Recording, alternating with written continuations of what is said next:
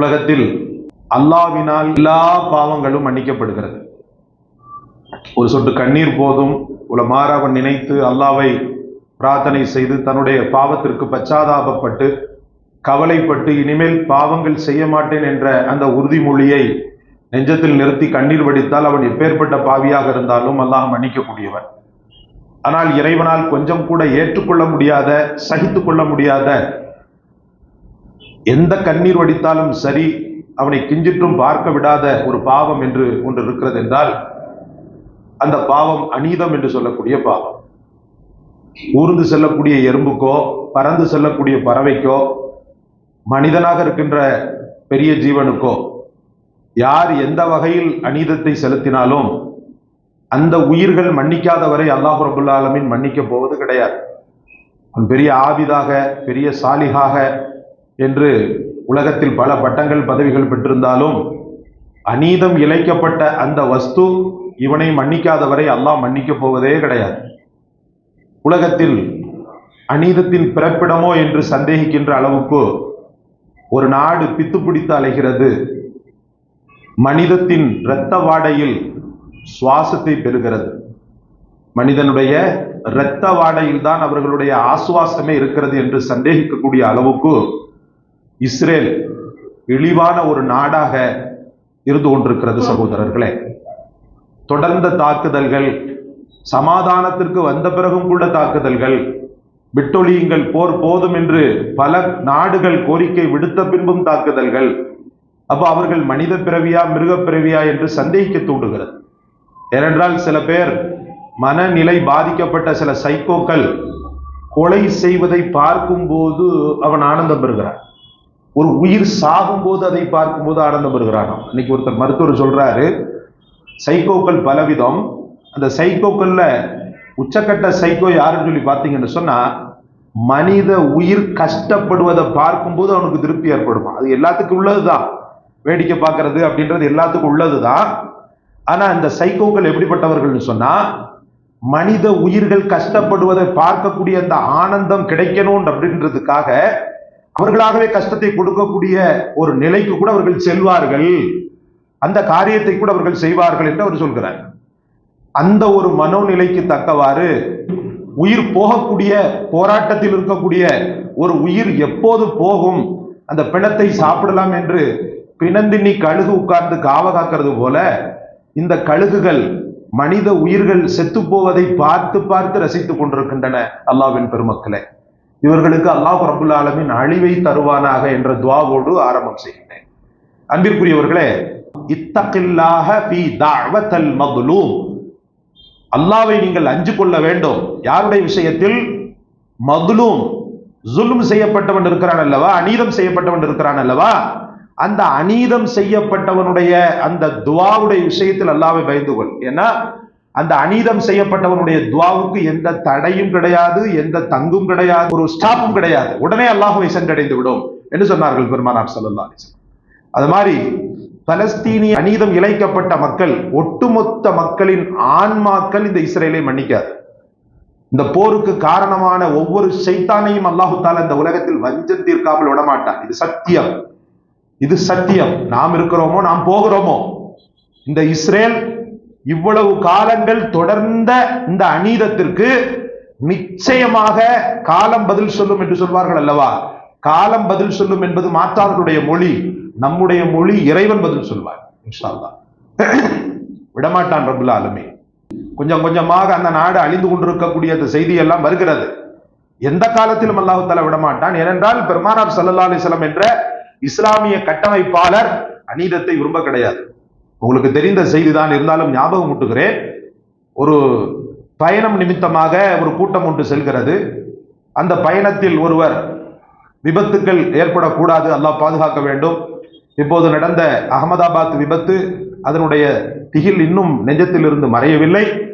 முதல்ல வாகனத்துல பிஸ்மி சொல்லி ஏறுறதுல இருந்து, அதனுடைய துஆக்களை சரியா ஓதுறதுல இருந்து அதுல பேணுதல் வேணும். நீங்க சைக்கிள்ல பயணம் பண்ணாலும் கொடூர மரணத்திற்கு கூட அந்த சைக்கிள் காரணமா அமைஞ்சிடும். சைக்கிள்ல போறேன் எனக்கு அந்த ஆக்சிடென்ட்லாம் ஏற்படாது அப்படின்லாம் சொல்ல முடியாது. நடந்து போகிறதுக்கே உத்தரவாதம் இல்லை. அதனால எங்க பயணம் செய்தாலும் அல்லாஹுடைய பெயர் அஊது பிகலிமாத்தில்லாஹி தாம்மாத்தி குல்லிஹா மின் ஷர்ரி மா ஹலக். இந்த வார்த்தையை சொன்னாலே போதும். பெருமானார் ஸல்லல்லாஹு அலைஹி வஸல்லம் ரொம்ப சிறப்பான ஒரு துஆவாக இதை கற்றுக் கொடுத்தாங்க. சரி, ஹைர். அப்படி பயணம் செய்யக்கூடிய நேரத்துல அவருக்கு அடிபட்டு விட்டது. தலையில அடிபட்டு விட்டது. தலையில அடிபட்ட உடனே அந்த சஹாபி தாங்க முடியாத வேதனைக்கு ஆட்பட்டார். கூடாரத்திற்குள் சஹாபாக்கள் தூங்கி கொண்டிருந்தார்கள். அவர் உறக்கம் வராமல் தவித்துக் கொண்டிருந்தார். அப்படியே புரண்டு கொண்டிருந்தார். தலையில அடிபட்டுறது சாதாரண விஷயம் அல்ல, ரொம்ப வலிக்கும்.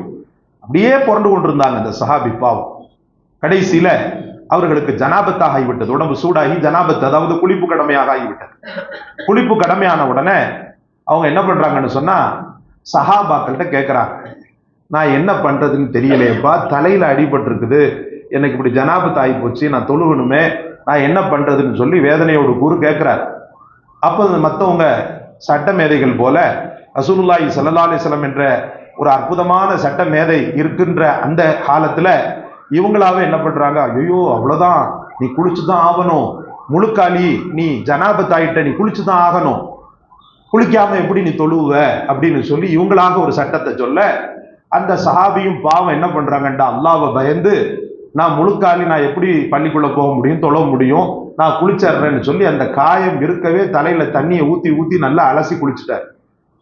குளிச்ச கொஞ்ச நேரத்திலேயே தலையில் தண்ணீர் இறங்கி கடுமையான வலி ஏற்பட்டு அந்த சஹாபி இறந்தே போறாங்க, வஃபாத்தான உடனே ஒரு கூட்டம் ஒன்று பெருமானார் ஸல்லல்லாஹு அலைஹி வஸல்லம் இடத்துல சென்று சொன்னது, யா ரசூலல்லாஹ், இப்படி எல்லாம் கேட்டாரு, தலையில தண்ணி ஊத்தி தான் ஆகணும்னு சொல்லிட்டாங்க, குளிக்கணும்னு சொல்லிட்டாங்க. அவர் குளிச்சுட்டாருன உடனே பெருமானார் ஸல்லல்லாஹு அலைஹி வஸல்லம் அந்த பொன் முகம் கோபத்தால் சிவந்தது. கத்தலூஹு, அவரை அவர்கள் கொலை செய்து விட்டனர். காத்தலஹுமுல்லாஹ், அவர்களை அல்லாஹ் கொல்வானாக அப்படின்னு சொன்னாங்க ரசூலுல்லாஹ். அவர்களை அல்லாஹ் கொல்வானாக அப்படின்னு சொன்னாங்க. அப்போ ஒரு உயிர் அநீதமான முறையில எந்த விதமான பாவம், எந்த காரணமும் இல்லாம, எந்த முஸ்தீபுகளும் இல்லாம வஃபாத்தாகிறதையே பெருமானார் ஸல்லல்லாஹு அலைஹி வஸல்லம் பொறுத்து கொள்ள முடியாத போது அவங்க உம்மத்தை நீ அழிக்கிறிய நாய்களை உங்களை விடுவாங்களா ரசூலுல்லாஹ்? அடே ஈன பிரபிகளை உங்களை விடுவாங்களா ரசூலுல்லாஹ்? ஒரு உயிர் அநீதமாக சென்றதையே பொறுத்து கொள்ள முடியாத ரசூல். சட்டம் சொன்னது முஸ்லிம்கள் தான், அவர்களை பார்த்தே ரசூலுல்லாஹ் கொந்தளித்தனர். அப்படி இருக்கையில எங்கேயோ கிடக்கிற யூத நாய்கள் இந்த மக்களை சிறியவர் பெரியவர் பெண்கள் ஆண்கள் என்று பாராமல் குண்டுமலை பொழிந்து தன்னுடைய வக்கரத்தை, தன்னுடைய சைக்கோத்தனத்திற்காக திருப்திப்பட்டுக் கொள்வதற்காக அந்த உயிர்களை பதர்களை போல நினைத்து கொண்டிருக்கிறீர்களே, இது ரசூலுல்லாஹி ஸல்லல்லாஹு அலைஹி வஸல்லம் அவர்கள் லேசில விடுவாங்களா? நிச்சயமா விட மாட்டாங்க.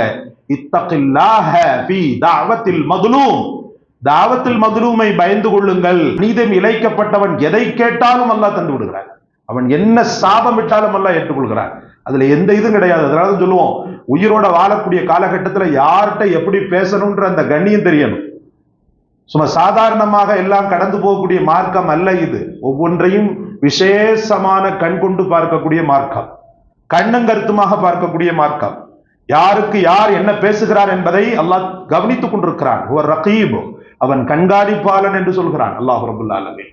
அப்ப அப்படி இருக்கையில் இந்த நாடு தொடர்ந்து முஸ்லிம்களை வஞ்சித்துக் கொண்டும் அவர்களை அழித்துக் கொண்டும் இருப்பதற்கு நிச்சயமாக பெரும் கூலி அவர்களுக்கு இருக்கிறது. அவர்கள் இவங்க வச்சு செய்வான்னு சொல்லுவாங்க இல்லையா நம்ம வாலிப பசங்க, அதே போல இன்ஷா அல்லாஹ் கவலைப்பட வேண்டாம். அன்பிற்குரிய அல்லாஹ்வின் பெருமக்களே, ரெண்டு பேருக்கு மத்தியில சமாதானத்தை ஏற்படுத்தி ஒரு உயிர் வாழ்றத இந்த மார்க்கம் ரொம்ப விசேஷமாக சொல்கிறது. உயிர்கள் வாழணும்ன்றதுல இந்த தீன் ரொம்ப கண்ணுங்கருத்துமாக இருக்கிறது. ரசூலுல்லாஹி ஸல்லல்லாஹு அலைஹி வஸல்லம் ஒரு முறை சொல்வாங்க, தொழுகையை விட, நோன்பை விட, தர்மத்தை விட சிறந்ததை உங்களுக்கு நான் சொல்லி தரட்டுமான்னு சொல்லி கேட்பாங்க. சொல்லுவாங்க ரசூலுல்லாஹி ஸல்லல்லாஹு அலைஹி வஸல்லம், ஸலாஹு தாத்தல் பைனி, ஒவ்வொருவருக்கும் மத்தியில நீங்க சலாஹை ஏற்படுத்துறது, அவங்களுக்கு மத்தியில சலாஹ் நிம்மதியை ஏற்படுத்துவது. அவன் நல்ல வாழணுன்ற மாதிரி காரியங்களை பண்ணிடுறது, அவன் சாகணுன்ற மாதிரி காரியங்களை பண்ணாம அவன் வாழணுன்ற மாதிரி காரியங்களை பண்ணிடுறது. மேலும் சொல்லுவாங்க, ஃபஇன்ன ஃபஸாத தாத்தல் பைனி ஹியல் ஹாலிகா, ஒருத்தருக்கு மத்தியில பசாதை ஏற்படுத்தி விட்டு, ஃபித்னாவை ஏற்படுத்தி விட்டு, அவங்களுடைய மன நிம்மதியை குலைக்கக்கூடிய காரியங்களை ஒருத்தன் பண்ணுனான்னு சொன்னா ஹியல் ஹாலிகா, அது சிறைக்க கூடியது அப்படின்னு சொன்னாங்க. ரசூல் ஸல்லல்லாஹு அலைஹி வஸல்லம் அவர்கள் சொல்றாங்க, நான் முடிய சிரைப்பதை சொல்லவில்லை, மொட்டை போடுறதை சொல்லவில்லை, தாடியை சிறப்பதை சொல்லவில்லை, மார்க்கத்தையே சிறைச்சிருந்தாங்க. அவன் கொண்ட கொள்கையை, அவன் இருக்கக்கூடிய தீனையே கூட சிறைத்து விடும் பசாதை ஏற்படுத்துவது. ரெண்டு உயிர்களுக்கு மத்தியில் சண்டையை மூட்டிவிட்டு வேடிக்கை பார்ப்பது இயல் ஹாலிகா, அது மார்க்கத்தையே அழித்து விடக்கூடிய, சிறைத்து விடக்கூடிய ஒன்றாக இருக்கிறது என்று பெருமானார் ஸல்லல்லாஹு அலைஹி வஸல்லம் அவர்கள் உயிர்கள் வாழ்வதற்குண்டான அந்த ஒரு முஸ்தீபை, ஒரு சபபை ஏற்படுத்தினார்கள். அன்பு சகோதரர்களே, அதனால் அநீதம் இழைப்பதை எந்த காலத்திலும் அனுமதிக்க முடியாது. ஒரு மனிதனின் வாழ்க்கை ஸ்தம்பித்து போவதற்கும், ஒரு மனிதனின் வாழ்க்கை அழிந்து போவதற்கும் அவனிடம் இருக்கக்கூடிய பாவங்களில் பெரும் பாவமாக அநீதம் செய்வது இருக்கிறது. அல்லாஹ் பாதுகாப்பானாக உங்களையும் என்னையும். அநீதம் இருந்து கொண்டிருக்கிறது. அல் ஃபித்னத்து அஷத்து மினல் கத்ல் என்று சொல்வான் அல்லாஹ் தஆலா. குழப்பம் உண்டாக்குவதாக இருக்கிறது அல்லவா, குழப்பத்தை ஏற்படுத்துவது, ஃபசாதை ஏற்படுத்துவதாக இருக்கிறது அல்லவா, இந்த ஃபசாத் அஷத்து மினல் கத்ல், கொலையை விட கொடூரமானது என்று சொல்வான் அல்லாஹ் தஆலா.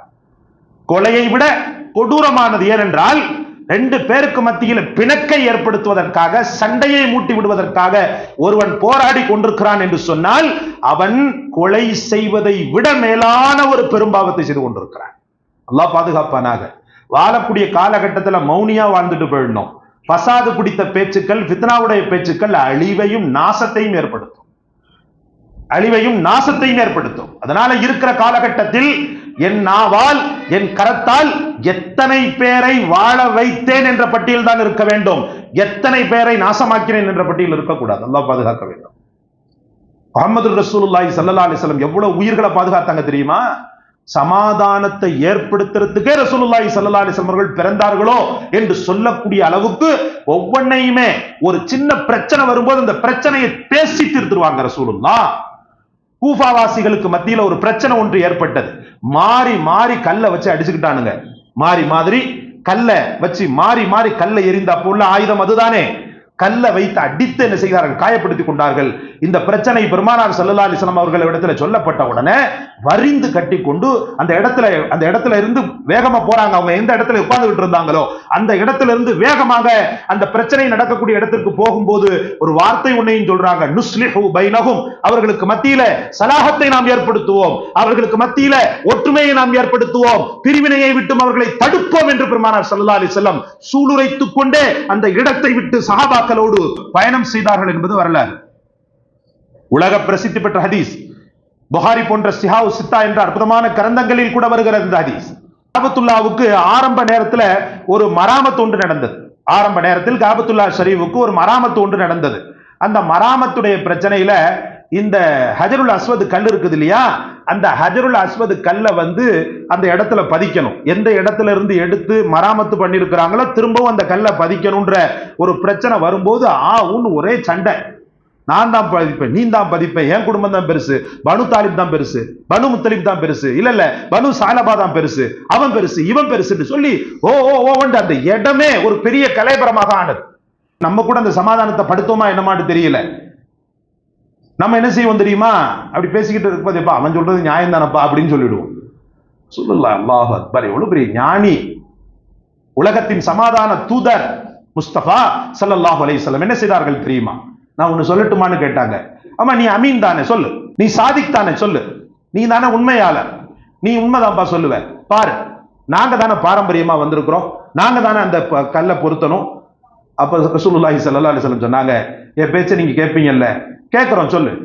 நாளைக்கு முதலாக காபத்துல்லாவுக்குள்ள யார் என்ட்ரி ஆகிறாங்களோ அவங்க சொல்லக்கூடிய தீர்ப்பை நாம எடுத்துக்கிறோமே, அவங்க கல்ல மாட்டட்டுமே அப்படின்னு சொன்னாங்க.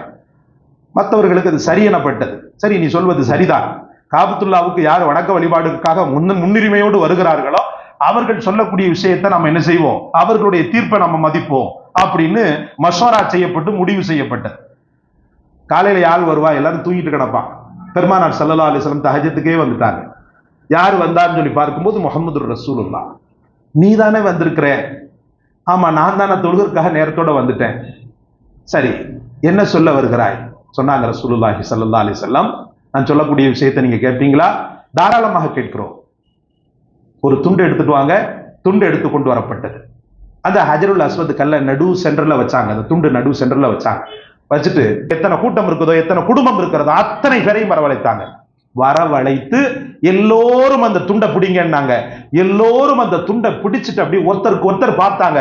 எப்படிப்பட்ட ஒரு சமாதானத்தை நீ ஏற்படுத்திட்ட, எப்படிப்பட்ட ஒரு அருமையான ஒரு ஒற்றுமையை, சமூக நல்லிணக்கத்தை நீ ஏற்படுத்தி விட்டாய் அப்படின்ற பொருள்படக்கூடிய அர்த்த புஷ்டி பார்வையை அவர்கள் பார்த்தனர். பெருமானார் ஸல்லல்லாஹு அலைஹி வஸல்லம் அவர்களை அப்படியே எடுத்து மொத்தமா எல்லாரும் சேர்ந்து வைப்பதை போல முஹம்மது ரசூலுல்லாஹ் காரியமாற்றி விட்டார்கள், வெற்றி பெற்று விட்டார்கள். சமூகத்துக்கு மத்தியில் உயிர்கள் போவதிலிருந்து பாதுகாத்தார்கள். இல்லைன்னு சொன்னா அடிச்சுக்கிட்டு சாவான்.